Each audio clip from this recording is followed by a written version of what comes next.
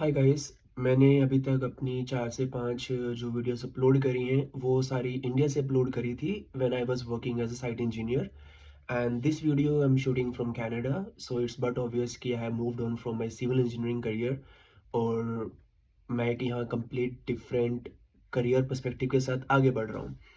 सो इस वीडियो में मेरे पर्सनल रीजंस ऐसे मैं बताने वाला हूँ कि मैंने 4 साल सिविल इंजीनियरिंग करने के बाद मैंने ये डिसीजन क्यों लिया कि that was not for me. मैं वो काम लाइफ टाइम नहीं कर सकता। तो इस चीज़ को जानने के लिए let's start from my college days.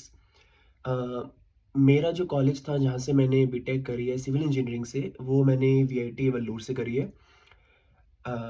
मेरा किसी आईआईटी या एनआईटी में नहीं हुआ था। तो the other best college private college that I can get was Vellore. So मुझे वहाँ पर जो भी सीट मिली बिना सोचे समझे मैंने सिर्फ इस बेसिस पर ले लिया कि कॉलेज अच्छा है तो प्लेसमेंट हो ही जाएगा। बहुत सारे एडवर्टाइजमेंट आते हैं बिट्स पिलाने के वीआईटी वेल्लोर के कि प्लेसमेंट रेट बहुत अच्छा है, स्टूडेंट्स यहाँ पर अच्छी अच्छी कंपनीज में जाते हैं और 90% से ज़्यादा अगर प्लेसमेंट रेट है। सो मैंने वहाँ अपने आप को बैक किया और कहा कि ठीक है, एक बढ़िया कॉलेज में डजेंट मैटर मुझे कोई भी फील्ड मिल रही है मैं उसमें ले लेता हूँ। सो यहाँ से चीज़ें स्टार्ट होती हैं। सबसे पहली बात कि वो कॉलेज लाइफ मेरे लिए ईजी नहीं थी। Of course moving from northern part of India to southern part of India is complete different change in culture, language, food, environment, everything. तो वहाँ पर सेटल डाउन होते होते मुझे 6 से 7 महीने लग गए थे जब मैं यूज टू हो गया था वहाँ के कल्चर, फूड के।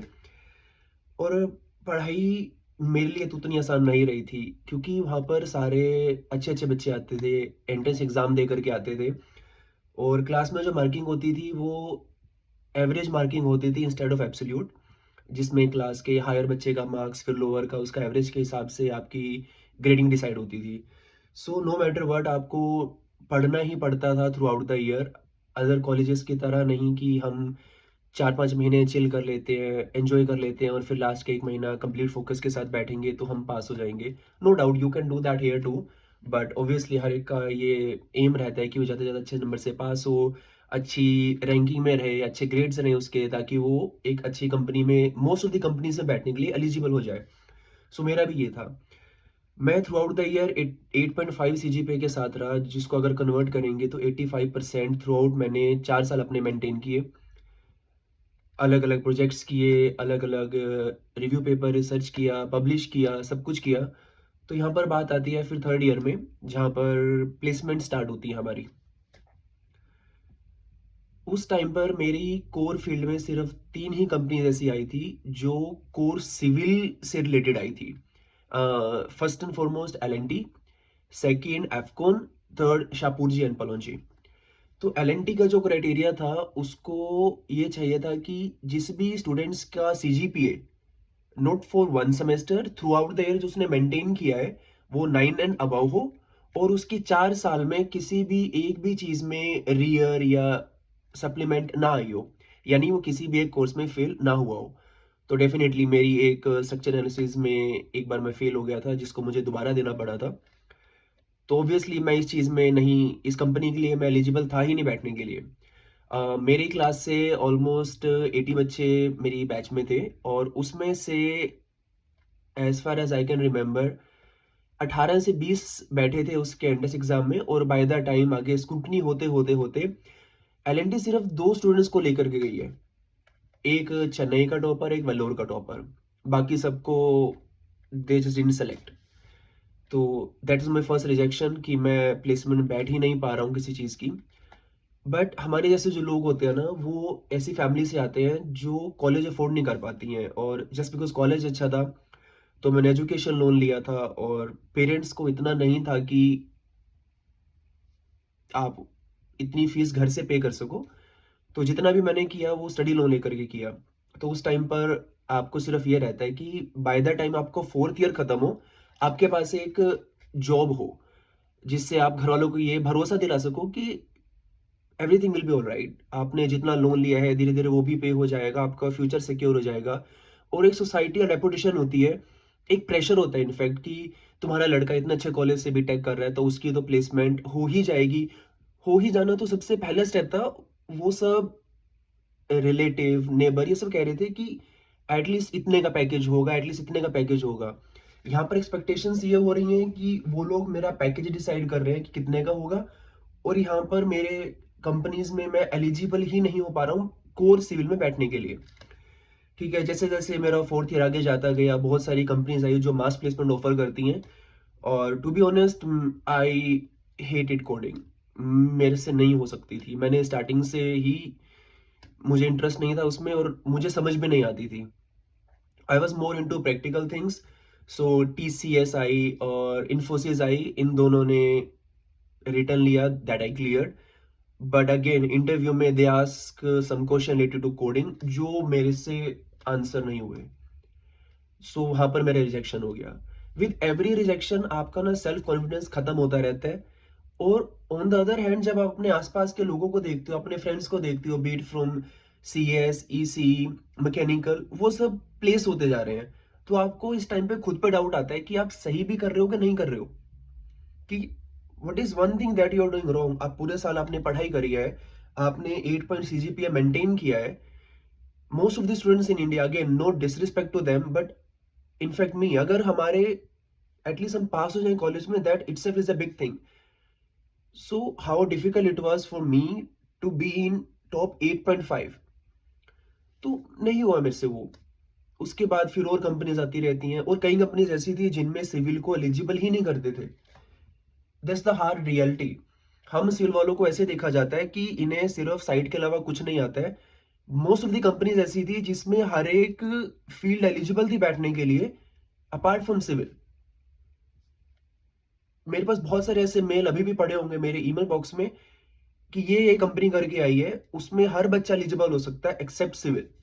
उन्होंने स्पेशली सिविल को ही बाहर रखा। आई डोंट नो उनका क्या क्राइटेरिया होता है स्टूडेंट्स को हायर करने टाइम पर, कि जो सिविल वाले पूरा नहीं कर पाते हैं, बाकी सारी फील्ड वाले पूरा कर पाते हैं। Anyways that's a long story, बहुत इसमें टाइम निकल जाएगा। तो वीडियो के मेन इशू पे आते हैं कि मैंने सिविल इंजीनियरिंग क्यों छोड़कर मैं क्यों नई कंट्री मूव किया। फोर्थ ईयर खत्म हो चुका था और मेरी प्लेसमेंट नहीं हुई थी, मैं बिना प्लेसमेंट लिए घर गया था। तो मेरे लिए कितना स्ट्रेसफुल रहा होगा वो चीज, कि जहां पर मेरे पेरेंट्स फर्स्ट ईयर से एक्सपेक्ट कर रहे हैं कि लड़का किसी अच्छी कंपनी में अच्छी जगह पे जॉब लेकर के आएगा, जब उन्हें पता चलता है कि मैं बिना जॉब के घर आ रहा हूँ, मेरे पास कोई बैकअप भी नहीं है। और सिविल की सबसे खास बात क्या है कि अगर आपकी फैमिली में कोई होता है ना जो किसी कंपनी में काम कर रहा होता है, इंटरनल रेफरेंस मिल जाती है, तो आपको एक बहुत बड़ा एक स्कोप मिलता है उसमें, कि आप कंपनी में काम कर सकते हो। मेरी फैमिली में I was the first even to do the BTech.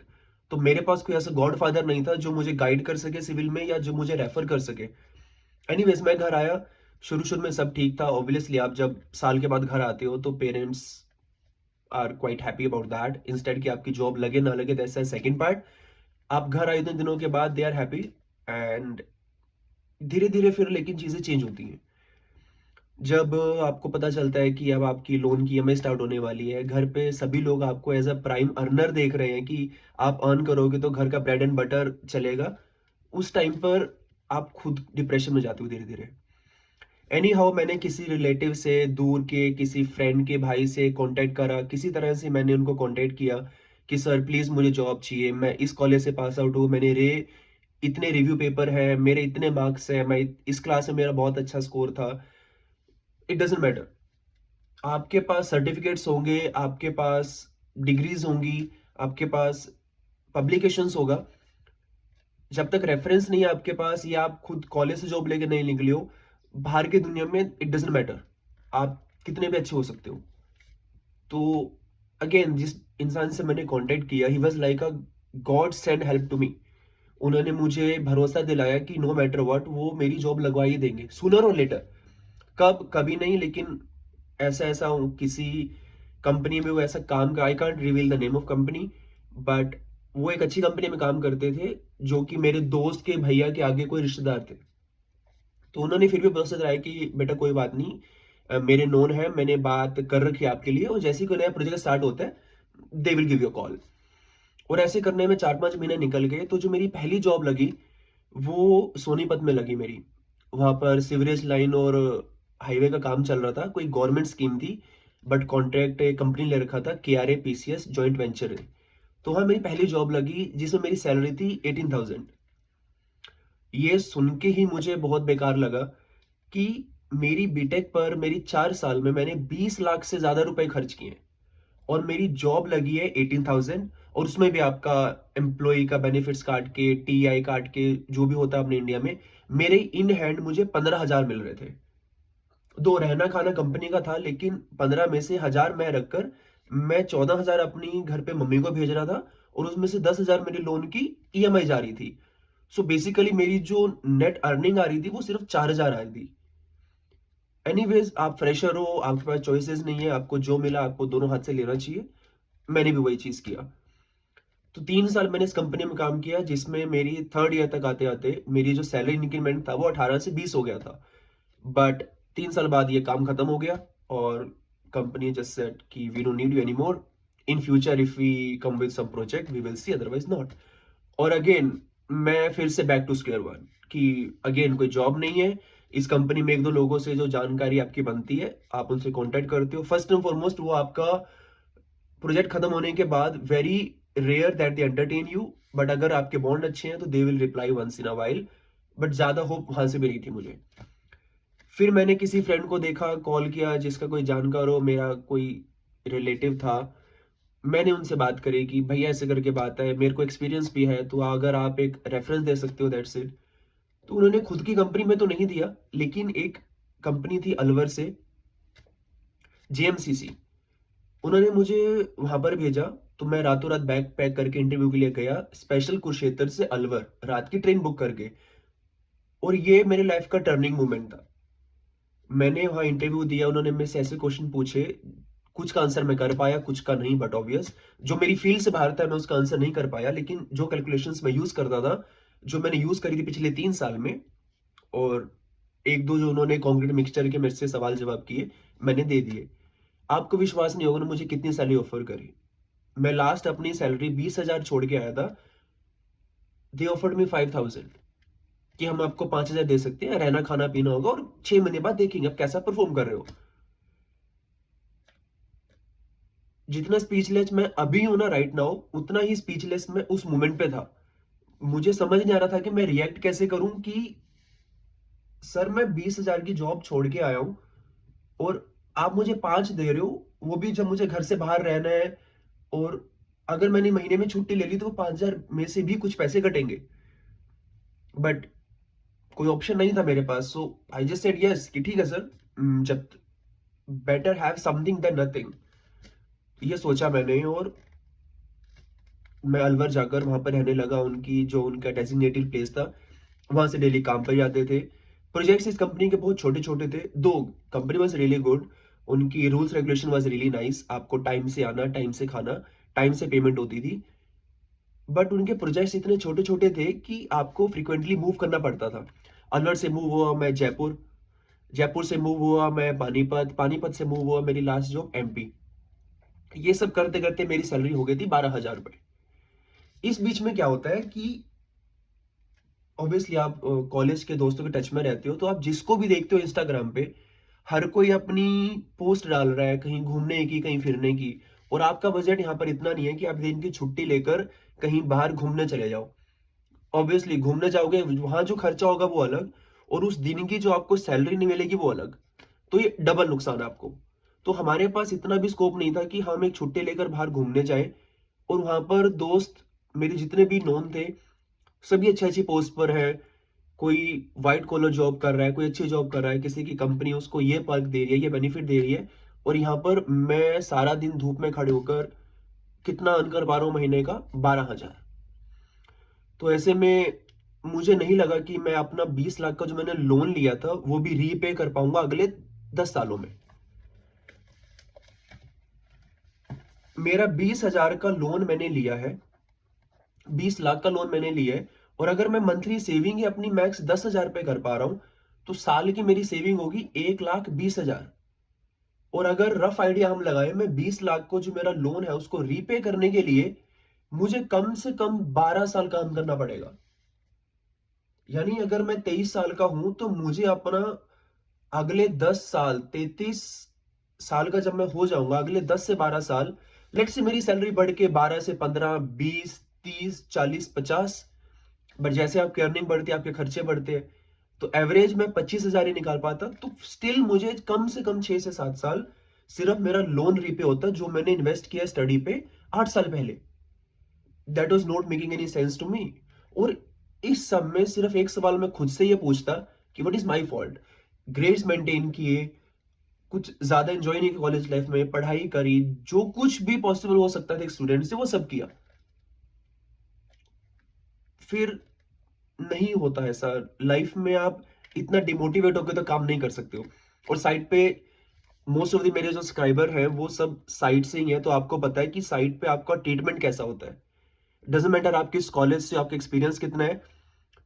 There are some government employ, they will treat you like you know nothing and everything is your fault. तो वहां पर आपकी कोई वैल्यू नहीं है, आपने कॉलेज में कौन सा तीर चलाया साइड पर। और आप 10 चीजें अच्छी कर रहे हो, एक चीज अगर खराब है, वो आपको इस लैंग्वेज से बात करते हैं, आपको विश्वास भी नहीं होता कि कोई एक इंसान दूसरे इंसान से ऐसे कैसे बात कर सकता है। तो एक दिन मैं ऐसी कॉल पे बैठा था अपने फ्रेंड के साथ, उनसे पूछ रहा था कि ऑब्वियसली 4-5 महीने में आप एक बार कॉल करते हो, पूछते हो लाइफ में क्या चल रहा है। आई कैजुअली स्लिप टू देम, मैंने कहा यार आई डोंट थिंक मेरे से सिविल हो पाएगी, लॉन्ग टाइम के लिए तो मैं नहीं बनाऊं। अगेन मुझे हार्डवर्क से कोई दिक्कत नहीं है, कॉलेज में हार्डवर्क किया है, बाहर भी किया है, 4-5 साल हो ही गए हैं, बट आई डोंट थिंक कि मेरे लिए है।